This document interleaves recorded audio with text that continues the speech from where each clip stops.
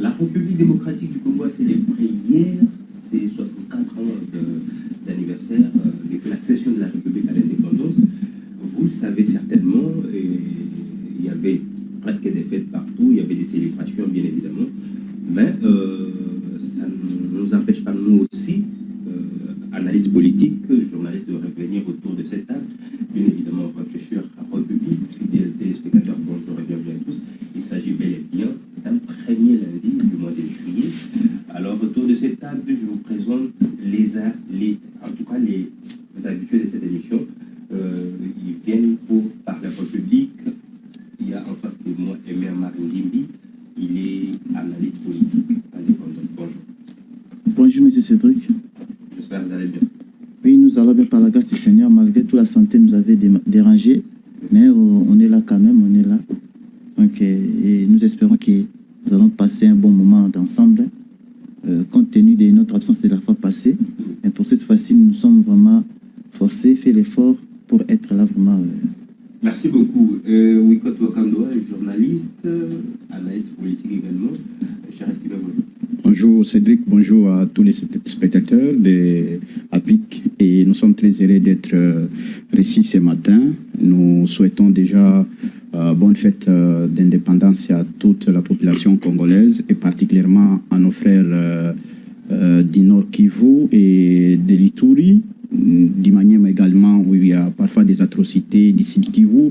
Nous compatissons avec vous à tous les malheurs qui vous arrivent et nous espérons que ça ira un jour. Nous faisons foi à Dieu. Merci beaucoup. Et de l'autre côté, je vois Blanchard Mondélé, il est du Parti Nouvel Élan. Cher estimé, bonjour. Bonjour Cédric, bonjour à tous les téléspectateurs, bonjour chers mes co-débatteurs. Je suis très content et très généreux d'être aujourd'hui dans cette émission. Merci beaucoup. Et enfin, Mardoché Kitoko, vous êtes indépendant. Proche des oppositions également, je peux le dire ainsi. Bonjour et soyez le bienvenu. Oui, bonjour. Merci beaucoup pour l'invitation, cher Cédric. Et j'ai dit salutations fraternelles et patriotiques les plus aimables à vous, chers compatriotes, vous qui nous soutenez. Et aussi, je pense à nos frères et sœurs de l'Est qui s'accroupissent. Alors, nous sommes là pour essayer de nous battre afin que la paix revienne dans notre pays. Merci beaucoup. Je l'ai dit tantôt, je crois, en tant que patriotes, tous, nous avons célébré hier, tantôt d'une manière, tantôt d'une autre. Parce qu'il y a certains qui ont préféré célébrer sous la méditation, mais d'autres, par contre, ils étaient quelque part en train de s'enjaillir à travers des activités, qu'elles soient politiques ou quoi que ce soit. Mais nous avons célébré au moins notre fête hier, 64 ans après. Quel héritage et quelle évaluation pouvons-nous faire? Quelle évaluation pouvons-nous faire par rapport à ceux qui ont dirigé la République pendant ces 64 ans d'années depuis que nous avons accepté à ce que nous devenions indépendants? Première parole plutôt, je donne à Emer Marindimbi pour cette question. Merci, c'est M. Cédric pour la question. En tout cas, par rapport à votre question, la fête de l'indépendance pour la RDC, partant de votre question principale, j'aimerais d'abord les résumer par des petites thématiques, et entre autres, Congo indépendant. Est-ce qu'il faut-il parler de cette indépendance? Et puis, à quand l'indépendance du Congo? Patati patata. Mais, pour que je puisse répondre par rapport à votre question principale, je dirais que, en tout cas, c'est avec beaucoup d'amertume que j'ai vu comment est-ce que l'indépendance de la 64e anniversaire de l'indépendance du Congo a été fêtée pour cette fois-ci. Il me semble que nous changeons les fonds de la fête en question, de la chose en question. Parce que si je vois comment est-ce que la fête a été célébrée, je dirais plus, la fête a été fondée sur l'aspect festin.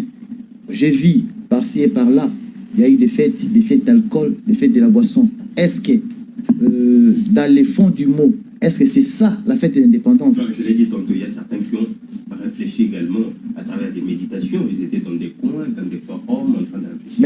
Mais cela a été un cas particulier. Mais quand on voit la généralité a été fondée sur des faits matériels, sur des faits anodins. Et c'est pourquoi j'ai fait appel aux autorités pour pouvoir un peu redresser la fête de l'indépendance de la RDC. Et quand on parle de la fête de l'indépendance, on doit voir aussi des grands signes patriotiques. Par exemple, dans le ministère de l'Éducation nationale, nous n'avons eu rien d'autre. Est-ce qu'à l'absence du chef de l'État, qui a le devoir de prononcer les discours chaque le 30 juin pour l'indépendance de notre pays, est-ce que les ministères phares ne peuvent pas faire des activités ministérielles pour nous faire présenter quand même un bon sens, une lignée énorme, patriotique pour la patrie. Parce que si j'ai fait retour à la fête d'hier, en tout cas, j'ai été vraiment très amertumé. Si vous allez même dans mon statut de WhatsApp, je suis clair. J'ai dit que les pères de nos indépendances, que les pères de l'indépendance, de notre indépendance, ne soient pas en repos là où ils sont dans l'au-delà. Parce que le peuple congolais n'est pas en repos, n'est pas l'indépendance qui nous ont décroché, ça n'a pas son bon sens. Donc je dirais, on doit recadrer notre fête d'indépendance pour les jours à venir peut-être. Merci beaucoup. L'enchaînement, vous avez la parole. Je vous donne la parole, c'est par rapport à cet héritage qui nous a été légué par nos aïeux. Ils ont combattu, ils ont fait même un bon combat qui est, quand bien même, critiqué par certains, mais aujourd'hui, c'est que le Congo est devenu indépendant.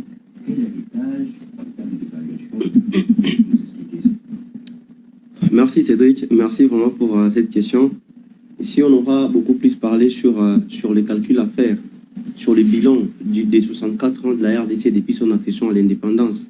Parce que moi, j'aimerais beaucoup plus qu'on analyse un peu dans ce sens-là, parce que si on parlera de l'héritage ici, l'héritage, est-ce que déjà les ancêtres se sont déjà battus pour nous léguer les Congos? Les grands héritages aujourd'hui, c'est qu'ils nous ont donné les Congos, nous avons hérité ces Congos dont on n'avait pas connu.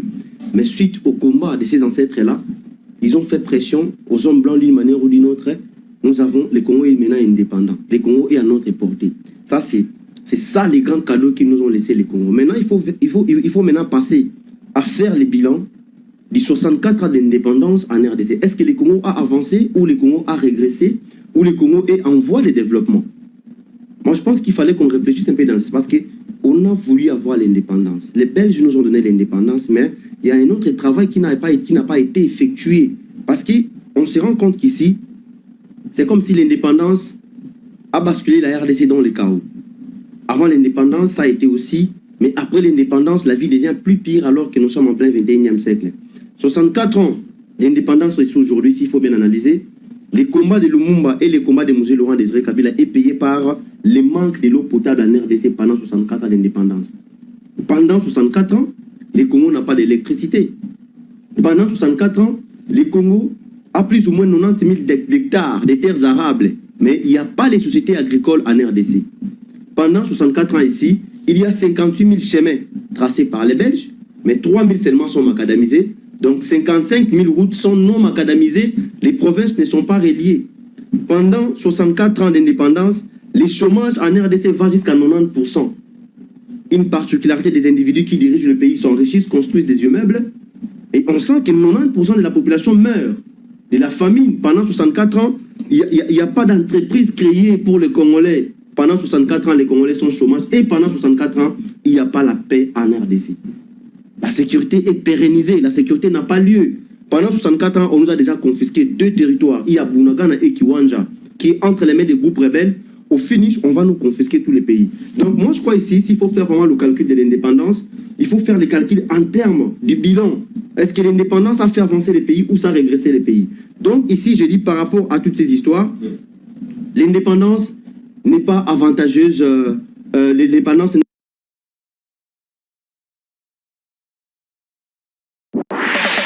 Top 7, magazine politique et radio Top Congo FM.